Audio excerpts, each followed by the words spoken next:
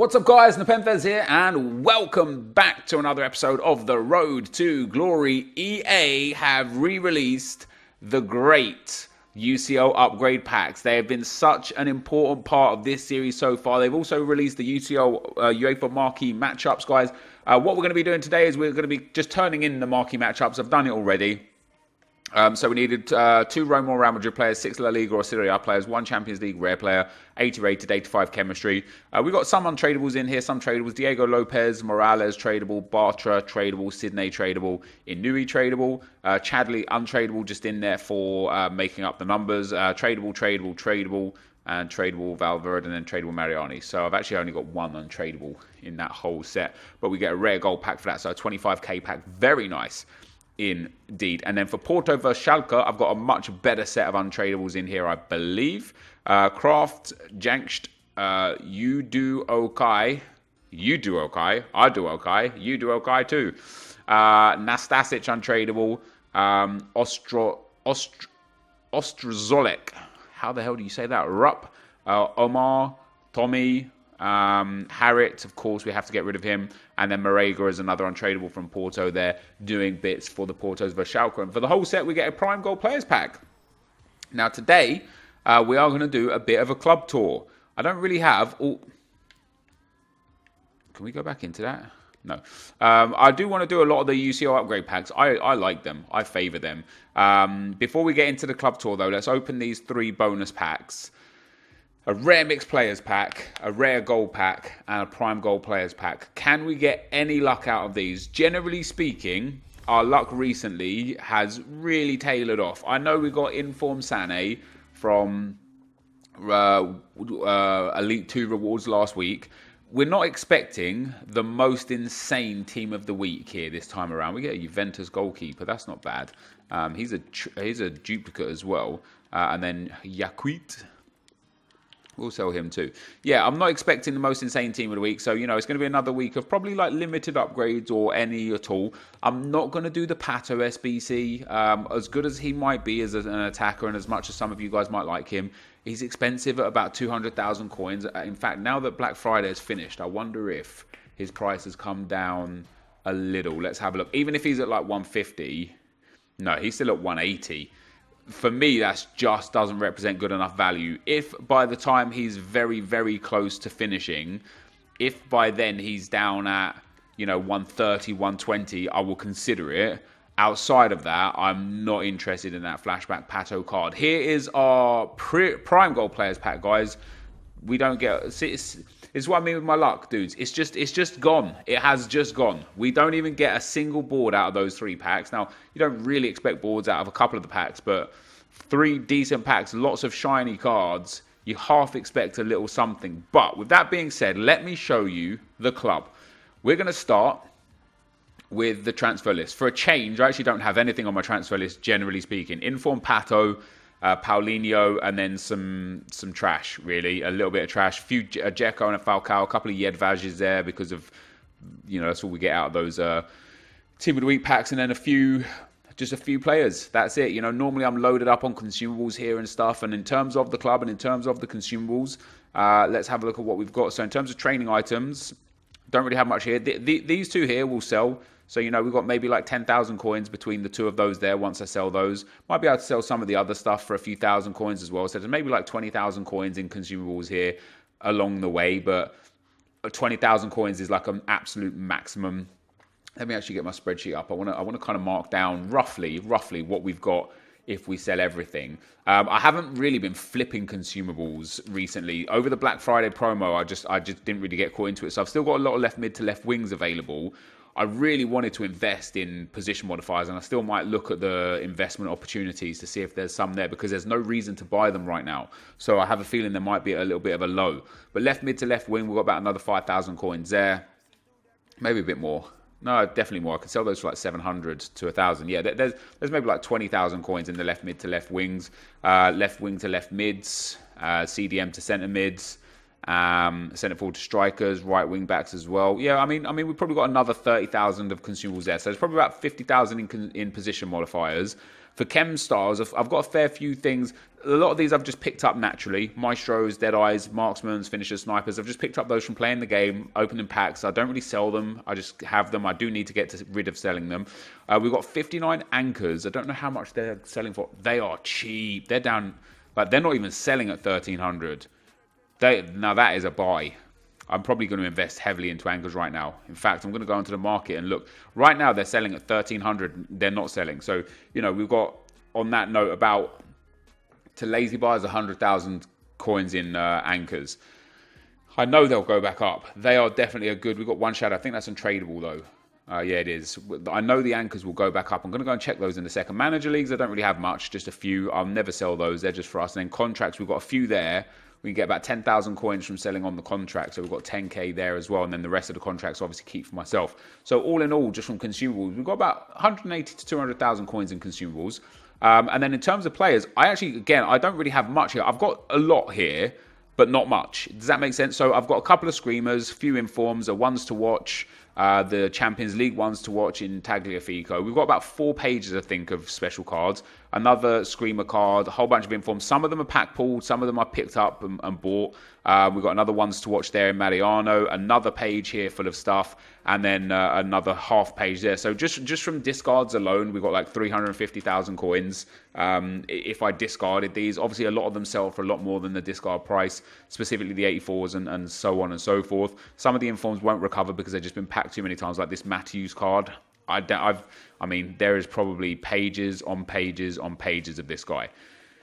You're probably looking at hundreds of pages of this guy. Now, the fact that he's already selling for about 12k is crazy, but we've got one of him already. And then we've got a few big players. I picked up a few 85s, Ribery, Ibrahimovic, Dzeko, and Diego Costa.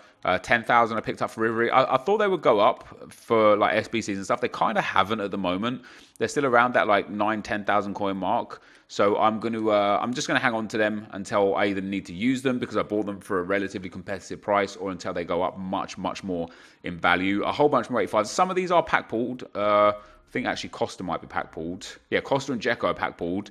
Ibrahimovic, Ribery purchased, and then a whole bunch more purchase cards, and then a few 84s as well. Ali, Gundogan, Zule, and then the club just is dead. I actually don't even have that many golds. Full stop. I cleared out a lot of the gold cards for a lot of the upgrades that we've had over time. Ooh, I wonder if Servi is going to be expensive, because although he's not from the correct club, he's from the correct league, and there's a card that could be useful. He's still very cheap. Okay, so I'm just going to hang on to him as well. But yeah, you'll see as I very quickly go, like we're into page 10. I've got a lot more than I thought, actually. We've got maybe like 80 golds, and then a few commons as well. And then it will go into silvers. So, I remember having over 100 pages of these previously, and now we're down to about 25 to 30 pages, which is still going to be enough to get me maybe like 8 to 10 2 UCL player upgrade packs.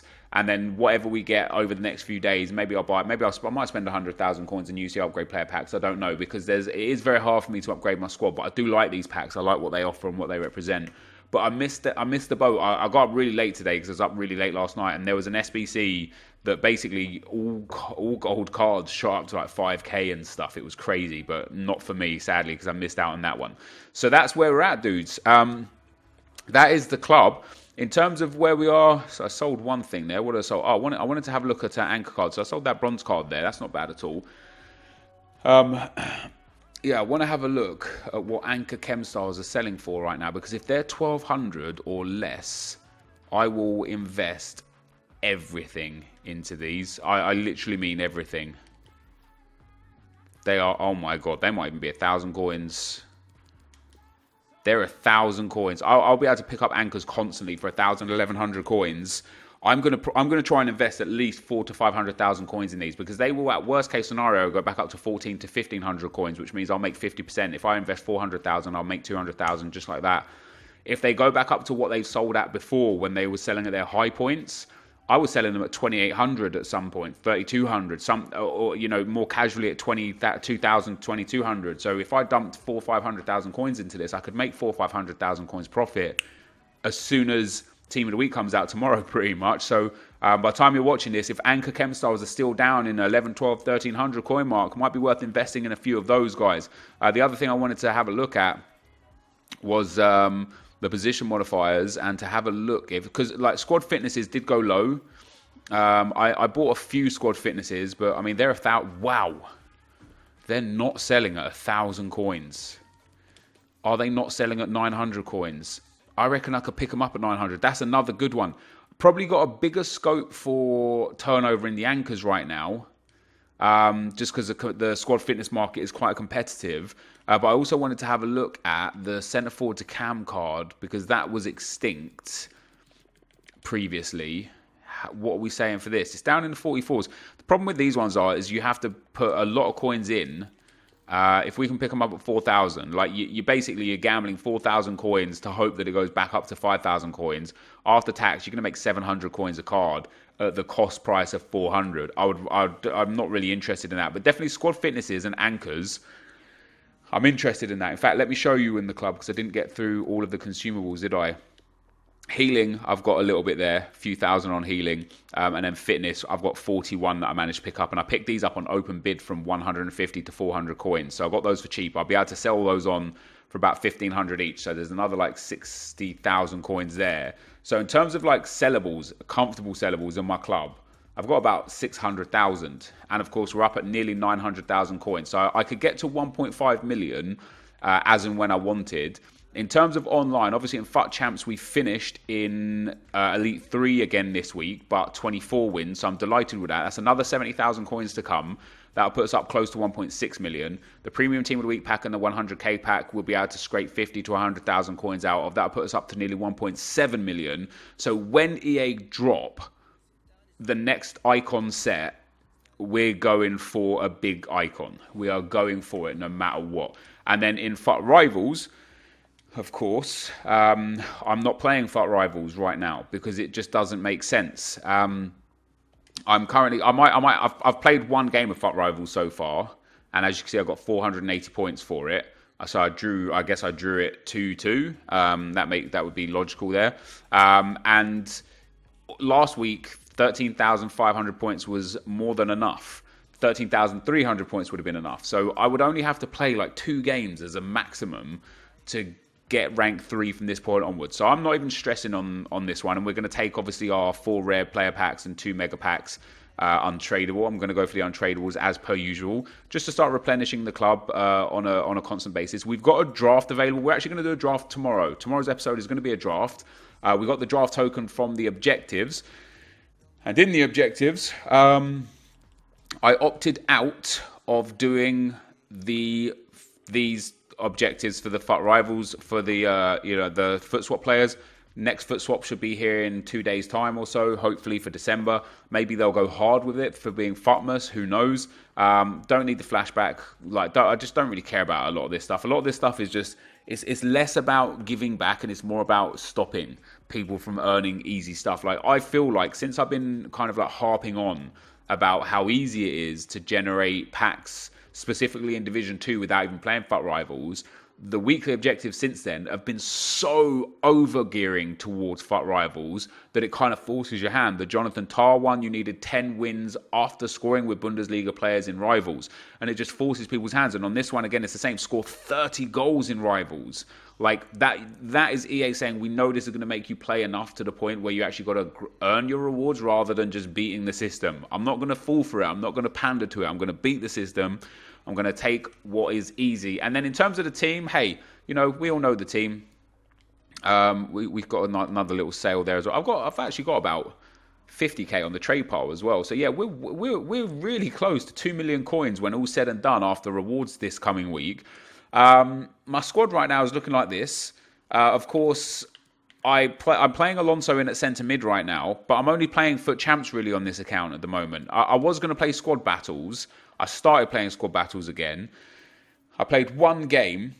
I smashed it 10-0. I got 26-43, which is more than enough to, if I kept this rate up, I'd get top 100. After playing one game, I was so bored out of my mind. I'm like, actually, I'm not playing. And I've already got enough now. You get a kit for this one. the Childish Gambino kit. So I might play up to like gold 3 or something just to do something through the week on this account. But I think we're going to start focusing a little heavier on drafts. So for the squad, guys, you guys know what the squad's like. Our team really hasn't changed too dramatically all that much at all. When we look at the players' stats that are available, the top player, Varane, then De Bruyne, Juan Fran, who's not in the team anymore, Gareth Bale, who's also not in the team anymore, Ferdinand, Courtois, Aubameyang coming in, Pogba and Makalele, and Mbappe, who's now a starter in the team and doing awesome for us. Lala, Suarez, Robertson, Alonso. Robertson, by the way, is phenomenal. In terms of goals, De Bruyne and Bale are the top scorers at the moment. Aubameyang hot on the heels of Gareth Bale and will eventually become my all-time top scorer. Of course, David Trezeguet had over 300 goals for the club, so he would still be the top scorer. And then for assists, again, it's De Bruyne, Bale, Aubameyang, and Mbappe. Pogba and Makalele with a lot of assists in there. 1 in 5 games for Makalele for an assist. But that, guys, is the club tour, essentially. We're now going to get into some gameplay. I will be right back. Okay, guys, as we go into some gameplay, of course, we've got our final games here today. For some reason, the penultimate game that I lost against the guy that finished 29-1, I just didn't record. Obviously, it was late at night. I was super tired. When I stream, I record the games individually and separately through a different Elgato so that there's no stream pop-ups or anything like that on them. And when I was editing through, I just didn't see it. So apologies, because I actually was looking forward to showing you guys that game because I lost 3-1 and generally played quite well. However, with this new patch, the new patch is out at the time recording this. I played like a few games, probably about 6 games altogether. I'll be perfectly honest, it feels exactly the same. I don't know what I was really expecting or looking for. It just feels the same. Anyway, comments. First comment, excuse me. Wow, my bad, my fault. Alex says, Nep, do you have an advice on managing that feeling of despair when you lose game after game and that lump in the throat is getting bigger? I'm not talking about rage and frustration. It's more like a mental breakdown that FIFA sometimes can create. Advice on managing it. Look, I mean, what we've got to remember, dude, is this is just a game. It is a game. When we put things into the grand perspective and the grand scheme of things, it just doesn't matter if you win or lose, man. I've done really, really well personally this year on kind of just allowing me to do what I do. You know, whatever happens, happens. I don't really get angry much. I get frustrated from time to time, but nowhere near as much as I used to. I don't let the game bother me all that much, and it's had a positive influence on my gameplay. And the reason why the way I was able to kind of transition my mentality is because I just thought, if like after losing a game, what negative input does it have on my life other than a loss on a record on FIFA that just doesn't even matter? And the answer is none. Like, it just doesn't have it doesn't have a negative impact on my life. In fact, I've started trying to take positives out of every loss to learn and grow. Sometimes I don't take positives. Sometimes I'm just unlucky. Sometimes I just get beat. Have a good game and make a few mistakes. But generally speaking, the best way to do it is just to not care. And if you take a loss, especially if you're not a content creator and if you're not a pro player, if you take a loss, regardless of whether it was deserved or undeserved or whatever, but if it makes you feel frustrated, just switch the game off 20 minutes, half hour, go play something else, go read a book, go watch some TV, go watch your favorite YouTuber or a stream, and remember that it is just a game, because then when you turn it back on, you won't have that rage and frustration of just losing a game. So the advice on managing the despair, everyone has different techniques and methods. For me personally, I just kept telling myself, just play your best, man. As long as you play your best, everything else is irrelevant. As long as you come out of that game knowing that you did everything you can to get the win, everything else is irrelevant. Sylvester Bodnair says, professional FIFA is just partly about understanding the game. This is back from what we were talking about yesterday. The best players and the pros are the ones who use the exploits in the game the best. When two pros play against each other, they both use the exploits like no-look time finesses outside the box, etc. In my opinion, it's not just understanding the game, it's knowing the exploits better. And you're absolutely right. And there are a few exploits that some people don't know, don't use, don't show. Last year, one of the biggest exploits in the game, for me specifically, was getting the ball in the goalkeeper's hands, punting it down the wing, and then cutting it in for an easy goal. The amount of times I scored off of that was crazy. People just didn't do it. And it was surprising because it was so efficient. There's an exploit this year in corners. Ajax Joey, knows it. I don't know, like, I don't know how to do it. If you've ever seen any of Ajax Joey's gameplay, he's played against A9 skills a fair few times. He will score, I'm not even kidding, like 9 out of 10 corners. I don't know how he does it. I've like watched and scrutinized his gameplay, and I've had my ideas and thoughts on how he does it. But every time I try and do what I think he's done, I don't score off of it. And so he has got a goal scoring method that is very, very, very consistent for him, that is known by almost nobody.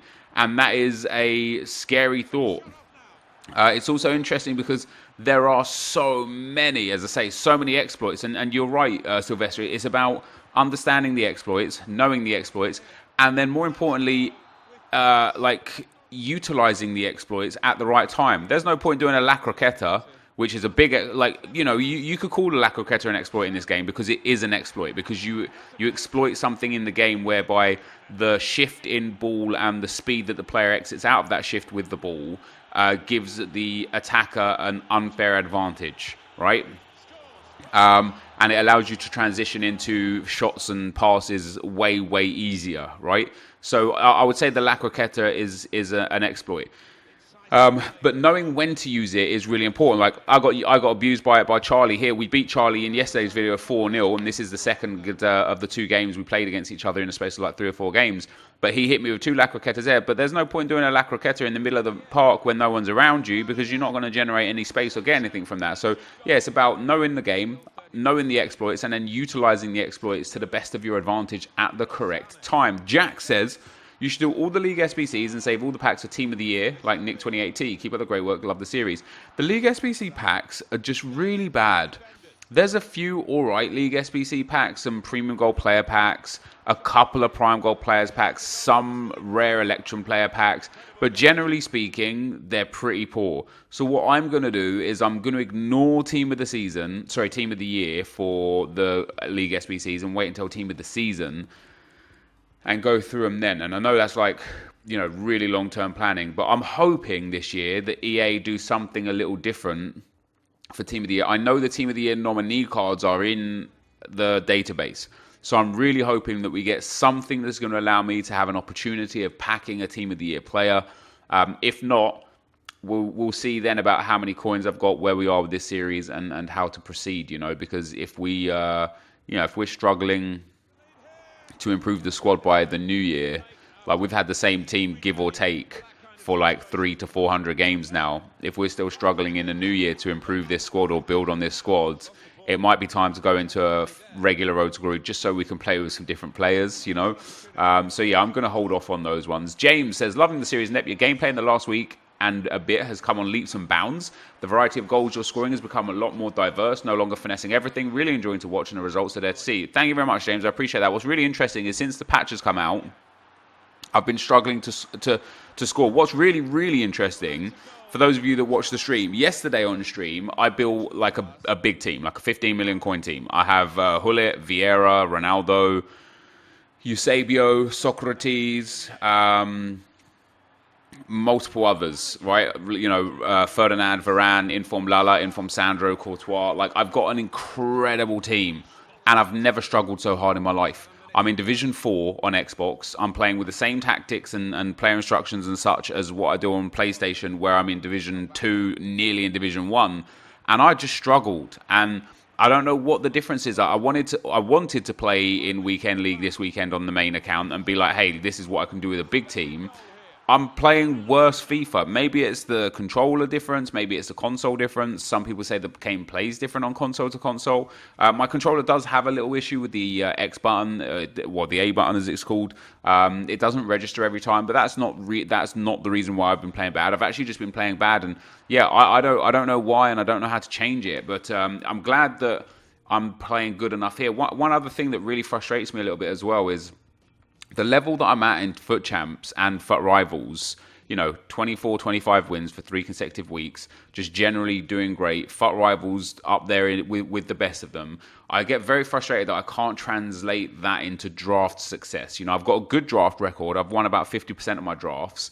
But when I watch Skills play draft, he just wins every draft. Bateson just wins every draft. Me, I win 50% of my drafts. And I don't understand why I can't translate that good play with my own team, with the team that I've spent 400 games playing with into good play with a draft team consistently, or good play with an icon team. I don't know why I can't do that, but I do thank you for your kind words. Look Dog says, hi Nep, you were saying that you couldn't use Varane in game 30 because he got sent off in game 29, but why don't you just do the red card glitch? By the way, love the vids. Just couldn't be bothered. Just wanted to get... I'd already lost to the point where I was 23-6, so if I lost again, I wouldn't... It would like that.